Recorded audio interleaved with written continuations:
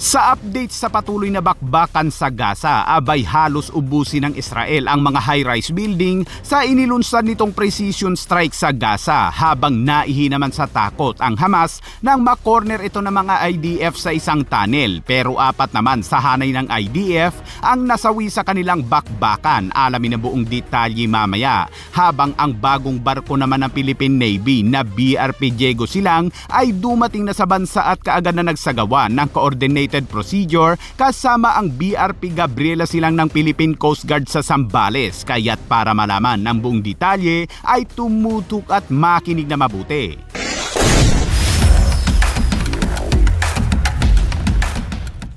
Sinamsam ng Taiwan Coast Guard ang isang Chinese fishing vessel matapos itong tumawid sa restricted waters ng Taiwan. Sinabi ng Taiwan Coast Guard na daditik umano nito ang Chinese fishing vessels, kaya't kaagad na pinuntahan ang lugar at nang makita ito ay pinag-utos ng Taiwan na huminto para sa isang inspeksyon. Ngunit ang Chinese fishing vessels ay tumanggi at kaagad umano itong tumakas. Hinabol naman ito ng Taiwan Coast Guard at nang maabutan ay sumampa sa barko ang mga tauhan nito.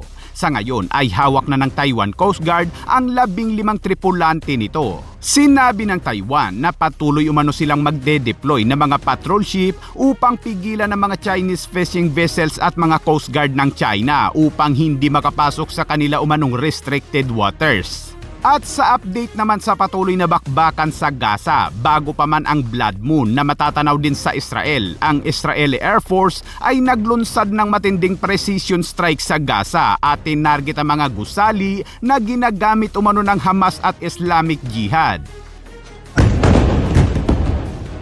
Sinabi ng IDF na ang mga gusali ay kinakailangan umano nilang wasakin dahil ang mga Hamas at Islamic Jihad ay ginagamit umano ang mga ito bilang operational hub, tadtad ng mga CCTV camera upang obserbahan at mamonitor ang mga galaw ng IDF. Ilan sa mga gusali ay malapit lang sa mga evacuation area o kung saan nakalatag ang mga tent ng mga gasan. Kaya naman ang mga Israeli Air Force ay naging maingat sa kanilang pagbomba sa mga target.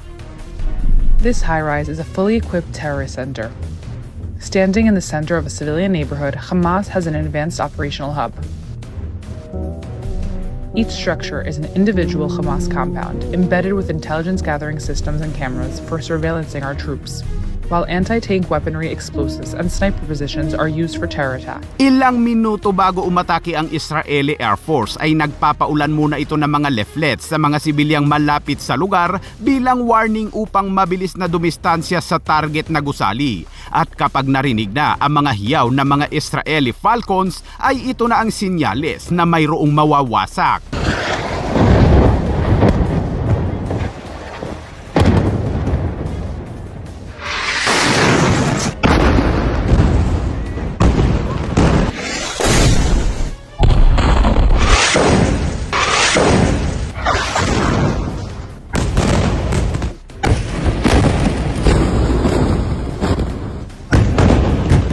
Ganyan humagupit ang puwersang panghimpapawid ng Israel habang ang mga ground forces naman ay patuloy na umaabante. Ang isang Hamas na ito ay napaihipa sa salawal nang makorner ito ng IDF sa isang tunnel. Marami pang tinodas ang IDF at kabilang dito ang leader ng Islamic Jihad na si Radwan al-Nakali. Pero apat naman sa miyembro ng IDF ang nasawi na pawang mga bagong sundalo pa lamang, edad 19 at 20. At kasunod niyan ay pinasabog na ng IDF ang tunnel.